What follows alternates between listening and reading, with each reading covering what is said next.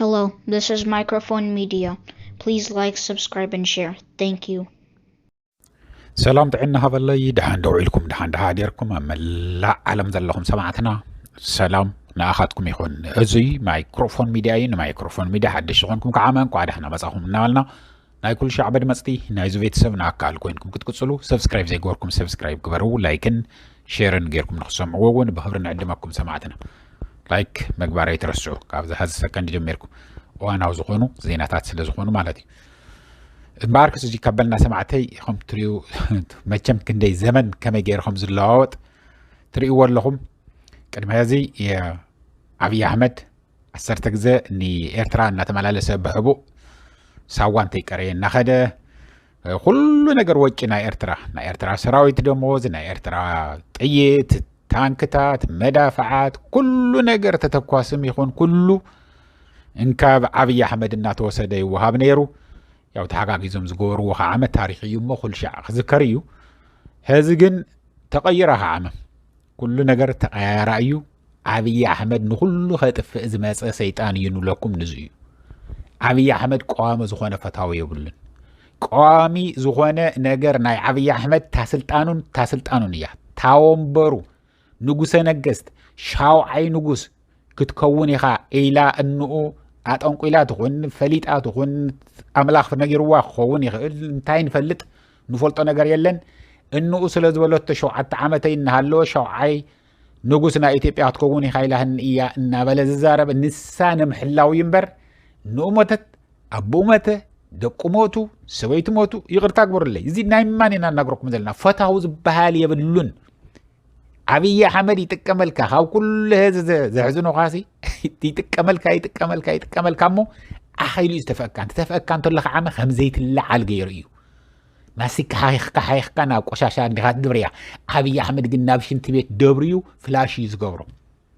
ንምንት ከይትርከብ ከይትርአ ካብ ኩሉ ታዲያ ዝሕዝንኹም ዞም አዲስ አበባ ዝነው ባንዳታት ህዚ ኩሉ ታሪኾም ኣባላሽዮም ዝኹለይ ጀጋን እዩ ዝኹለይ ዓበይቲ ሰባት ዝኹለይ ሳኒታይዘር ዝኹለይ ናይ አፍሪካ ጀነራል ገለመለ ብዙሕ ነገር እናሸለምና እዮም ፀኒሕና ህዚ ምስ አብይ አህመድ ኮይኖም ዝኒሄው አብይ አህመድ እንታይ ክገብሮም ከም ዝኽእል ክነዘኻኽሮም እንደሊ ህዚ ግን ነገር ተቀያየራ እዩ እሞ ኩሉ ነገር ተቀያይሩ ኣሎ ኩሉ ነገር ከዓም ቶሎ ስለ ዝቀያየር ቶሎ ስርሑ ንብሎም ዘለና እውን ኣብዚ እናሃለና ኣርእስተይ እናረሳዕኹ ኣይኮንኩን ሰማዕተይ ክወስደኩም ተተሓሓዘ ስለ ዝኾነ እዩ እንብል ዘለና ንትግራይ ህዚ ነገራት ይቀያየሩ እዮም ስለዚ ህዚ እያ ኒሃ ታወርቀማ ዝኾነት ዕድል እታ መዓልቲ ህዚ እያ ኒሃ ትማል እያ ኒሃ ነይራ ናይ ሎሚ ወርሒ እያ ነይራ ህዚ እውን ኒሃ ክትቅየር ግን ትኽእል እያ ስለዚ هذا جبر واس مريتكم تملسوا لعلاونتكم تملسوا لها هذه يعني هي ورقة زخنة عدل كم ناي هذا مثل عدل ني TDF نمنجس تجراي كركب زي خلي خل هذه يعني تنقصقص النول زلنا عميك مخانو سلزرن دري زلنا هنا عزينا والكون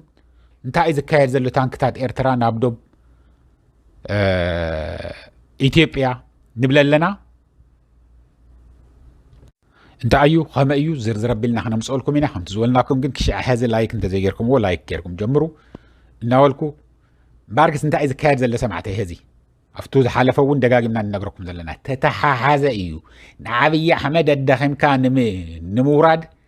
كاب رئيس اثيوبيا راح انت يكون كاب رئيس غوروا تعدون السب عايزين نقيل كان مبرار بكل عنفتي سرح يزلو هذي تزعبيه سميناويان بسمين جرم يمصون اللو إيرترا أمحارا تجراي عفار كوينهم يمصون اللو نبالي نيزارم نيرو هذا جن كعمن تايب للو بمعراب إثيوبيا جرم يمصون اللو بمعراب إثيوبيا جرم تأكيو يمصون اللو يو هذا زلع على مزرارة بخوين زنيهو زلع على ميدياتات كفرج رخيبنيهو أزوت أورنت ناي سودان نيو زناي سودان بتعم وسان زخانة ጦርነት ይዝካየድ ዘላው ኩምርክ ዝወልናኩም ማለት እዩ አበንሻጉል ጉምስ አው ግን እንመን እንሄው ይባሃለሎ አርሚ 70 ንሄ ናይ ትግራይ ብለለው ናይ ሱዳን ሰራዊት እንሄ ብለለው ኦላን ንሄው መስአቶም ይለለው ፋኖ ንሄው መስአቶም ኮይን ይወግእና አለው እዮም ዝሉ ዘለው አውሲ ናይ ዩናይትድ አረብ ኤሚሬትስ አላን የላን ናይ ኢትዮጵያ አላን የላን ናይ ሱዳን ተቃዋሚ ሓይሊ ሄሜቲ ኣላን የላን እዮም ዝዋግኡ ዘለዉ ብታንክታት ብድሮናት ገይሮም እዮም ዝዋግኡ ዘለዉ ኣብኡ ህዚ እንታይ እዩ ዘይነበረ ብቱ ናይ ሱዳን ኣንፈት እንግዲህ አልቡርሃን ጌርካ ከዓመን ንመን እዮም ነው ዘሎም ዘሎ ኤርትራ እንሄው ሰራዊት ትግራይ አርመ ሰብዓ እንሄው ፋኖ እንሄው ገለመለ ይብለለው እዚ ግን እንታይ ዘይነበረ ኣብኡ ይመስለኩም መካናይዝድ አይነበረን መካናይዝድ እንትፍልተለና መድፈዓት ታንክታት አይነበረን ህዝት መድፈዓት ታንክታትን ሒዞም ግን ናይ ኤርትራ ሰራዊት ይዋጉኡ ኣለው እዮም ዝሉ ዘሎ ብዝላዕ አለ ሆነት ህዝብ ብልጽግና ሸፊንዎ ዝንሄው ኣብ ቤንሻንጉል ጉሙዝ ዶብ ዘላ ኩምሩክ ትበሃል ቦታ ንምሓዝ ሰራዊት ኤርትራ መዳፈዓትን መካናይዝድ ብቻ መካናይዝድ ትሪእዎ ኣለኹም ዘት ታንክታት ናይ ኤርትራ ትሪእዎ ኣለኹም ኣይኮነን ሰራዊት ኤርትራ እንሄው ሰራዊት ኤርትራ እንሄ እዩ እናተባሃለ ነይሩ እዩ ህዚ ግን ዘይነበረ ሓድሽ ነገር መጽኡ ዝንሄው ታንክታት እና ዓበይቲ መዳፈዓት ጌርካ እዩ ናይ ግብጽኸ ናይ ግብጽ ድሮናት እውን እንሄዋ ብዙ ገይሮም እዮም ዝውዑና ዘለዉ እዩ ክንደይ ዝኣክል ረይረ ኢላ ከም ዘላ ታ ቦታ ንሳን ትሕርድሕት ሒዛ ቤንሻንጉል ከም ዘሎ ሰራዊት ሃዲም ክወጽእ እዩ ልክዕ ከም ታብ ትግራይ ኣብ ቆላ ተንቤን ምስ ተወቅዐ ፅርግርግ ኢሉ ዝወፀ ካብ ትግራይ እንካብ ቤንሻንጉል ጉሙዝ እውን ሕጥቅ ኢሉ ክወጽእ እዩ እንካብ ሱዳን እውን ተቃዋሚ ዝበሃል ነገር የለን ክሃድም እዩ ኣይህሉን እየ ዝብለኩም ዘለኹ ንምንታይ ምክንያቱም ቁልፍ ዝኾነት ቦታ እያ ኢሎም ስትራቴጂክ ዝኾነት ቦታ እያ ታ ቦታ ኩምሩክ ትበሃል ዘላ ቦታ እዚ ከዓ ምንሕና ኣይኮንና ንብል ዘለና ኣብ ኣዲስ ኣበባ ዝነው ብልጽግናታት እዮም ለይቲ ምስ ቀትሪ ህዚ ዝለዓለ ራዕድን ፍርሕን እዩ ኮይኑዎም ዝንሄው ኣብይ ኣሕመድ ኣብ ዘይ መዓልቱ ብታ ዘይፈርሐላ ከባቢ መፅኦም ክድብሪኑ እዮም ኢሉ ዝፈርሕ ፈሪሑ ተጨኒቑ ዝንሄው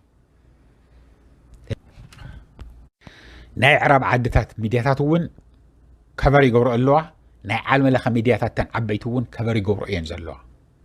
እዚ ነገር እዚ ስቀሊል ስኡልካ ናይ ዶብ ውግእ ገይርኩም ከይትወስድዎ ወይ ከዓ ሱዳን ናይ ሓደ ሕድ ጦርነት ገይርኩም ከይትወስድዎ ኣብኡ ንግብፂ ይቐርያ ንኤርትራ ይቐርያ ንናይ ትግራይ ይቐሪ ንዩናይትድ ዓረብ ኤምሬትስ ይቐሪ ኢትዮጵያ ይትቐሪ ብተፈላለዩ ኣብኡ ይዋግኡ ኣለው እዩ ካልእ ይቕረ ብደንብ ገይርኩም ስምዑ ንዚያ እንካብ ኮሎምቢያ ተዓዲጎም ዝመፁ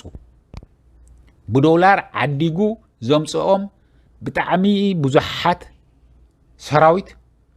ካብ ኮሎምቢያ ማለት ላቲን ኣሜሪካ ዝርከብ እዩ ንዘይትፈልጥዎ እየ ዝነጋ ዝዛረብ ዘለኹ መን የምፅዎም ዩናይትድ ዓረብ ኤምሬትስ ንመን ክዋግኡ ንቱ ናይ ሱዳን ንሓሚቲ ሓጊዞም ክዋግኡ ኣብ ዝሓለፈ ሰሙን ሪፖርት ገይርናልኩም ኢና ተረጋጊጹ ኣሎ እቶም ናይ ኮሎምቢያ ወታደራት እንካብ ኮሎምቢያ ናብ ዩናይትድ ዓረብ ኤምሬትስ ከይዶም ዱባይ ንብሎ ብተለምዶ እንካብ ዱባይ ከዓመ ተጻዒኖም ብመንገዲ ኣየር ኢትዮጵያ ገይሮም ብክልተ መንገዲ ኣየር ኢትዮጵያ ይግረኹም ኩም እንግዲህ ተጻዒኖም ናበይ ተወሲዶም ባህር ዳር እንካብ ባህር ዳር ብመኻይን ጌርካ ተጽዒኖም ንቤንሻንጉል ጉሙዝ ተሰይዶም ካብ ቤንሻንጉል ጉሙዝ ውፅእ ኢልካ ዘላ ኣብዛ ህዝ ትግበር ዘላ ውግእ ትካየድ ዘላ እዛ ውግእ እዚኣ ዘሸነፈ ዓብይ ለውጢ ከምፅ እዩ ንዚ እውን እዩ ተራባሪብካ ዝውዳእ ዘሎ ንዚ እውን እዩ በቃ እናተሸነፈ ስለዝኾነ ርዒዱ ስለዝኾነ ፈሪሑ ስለዝኾነ ዓብይ ኣሕመድ እንታይ ይብል ኣሎ ዝወግኡኑ ዘሎ ኣርሚ ሰብዓን ኤርትራ ሰራዊት ከዓም መካናይዝድ ሒዙ መፅኡ እዩ ዝወግአኒ ዘሎ ንኣዩ ትወግኡን ኣለኹም ከይብል መሬት ኢትዮጵያ ይኣተወን ናይ ኢትዮጵያ ሰራዊት ናይ ኤርትራ ሰራዊት ብደንብ ጌርኩም ስምዑ ኤርትራ ወሪራትን ንኸይብል ናብ ህዚ ኣብ እዩ ዝንሄቱ ናይ ኤርትራ ሰራዊት እውን ዝንሄው ዝበሃል ዘሎ ናይ ትግራይ ሰራዊት እውን ዝበሃል ዘሎ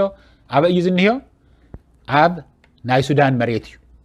ኩምሩክ ኣብ ሱዳን መሬት እዩ እቲ ዓበየ ውግእ ናይ እግረኛ ውግእ ዝካየደሉ ግን ኣብ ቤንሻንጉል ጉሙዝ እዩ ተተሓሓዘ እዩ ዶብ ስለ ዝኾነ ያው እዩ ዶብ መስመር እዩ እምበር ስቁልካ ዓብይ ጉድጓድ ኣይኮነን ስለዚ እዚ ትጨንቂ ዝንሄው ወሪራትኒ ኤርትራ መሬተይ ለዓላዊ ግዝኣተይ ጌራኣተይ ኣያ ናብ ቤንሻንጉል ጉሙዝ ከይብል ኣይኣተወን ናይ ኤርትራ ሰራዊት ህዚ ኣብኡ ምህላው ከኣሚኑ ድየ ኣመነን ዝፈልጦ ነገር የለን ከምቲ ኩሉ ሻዕ ዝብለኩም እዩ ዋላ ኣርሚ ሰብዓም ይኹን ናይ ኤርትራ ሰራዊትም ይኹን ናይ ግብፂ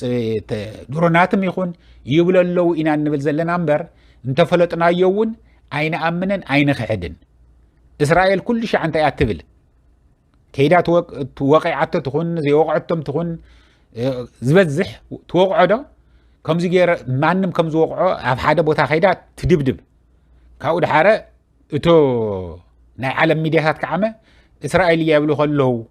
نسخري خير كوقع خيوم يقولوا أي أمنن أي كحدن ياتولم أي غور خوون كي انتيلا تحس سلام على تيو غير ينتيلا تمشتر توصل لا مالتيو تاي مالتي كم مخاني يردوكم يو مالتي سمعتي كاوزين لعلك غيدي كلن جن زي حزبنا سمعو تسفا خلول جبر سلا زغبو لايك غيركم شير غورو نالكم هزوزي اهلن حصر زبل فيديو خنغركم مصي زلخو قرتي دخم نلو سنبتي يخلاي صبو عرفت خونلكم ناتمنخو سمعتي مول عالم زلخم سمعتنا هزي وغعي زلو